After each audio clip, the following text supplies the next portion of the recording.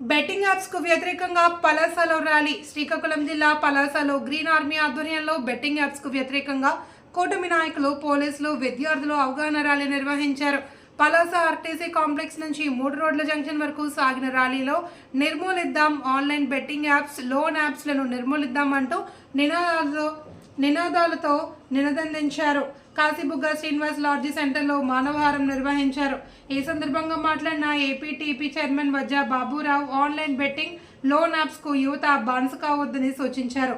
IPL season సమీపిస్తున్న తరుణంలో online bettings కు యువత దూరంగా ఉండాలన్నారు.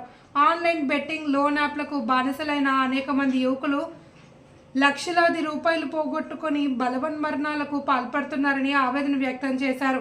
మరికొంతమంది యువకులు దొంగలుగా మారి చెడు మార్గంలో పయనిస్తున్నారని విచారం వ్యక్తం చేశారు. యువతను తప్పుదోవ పట్టిస్తున్న బెట్టింగ్ యాప్లను కేంద్ర, రాష్ట్ర ప్రభుత్వాలు నిషేధించాలి అని డిమాండ్ చేశారు. కాశీబుగ్గ డీఎస్పీ వెంకట అప్పారావు, బోనుల గోపాల్, ప్రజా సంఘాల, వివిధ కళాశాలల విద్యార్థులు పాల్గొన్నారు. ఈరోజు చూస్తే కనుక say no to the betting app అన్న దానిపై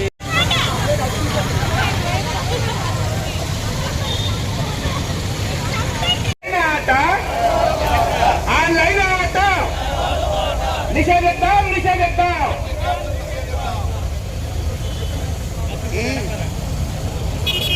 నిషేధిద్దాం నిషేధిద్దాం ఆన్లైన్ ఆట ఆన్లైన్ ఆట తరిమి కొడదాం బెట్టింగ్ యాప్స్ తరిమి కొడదాం.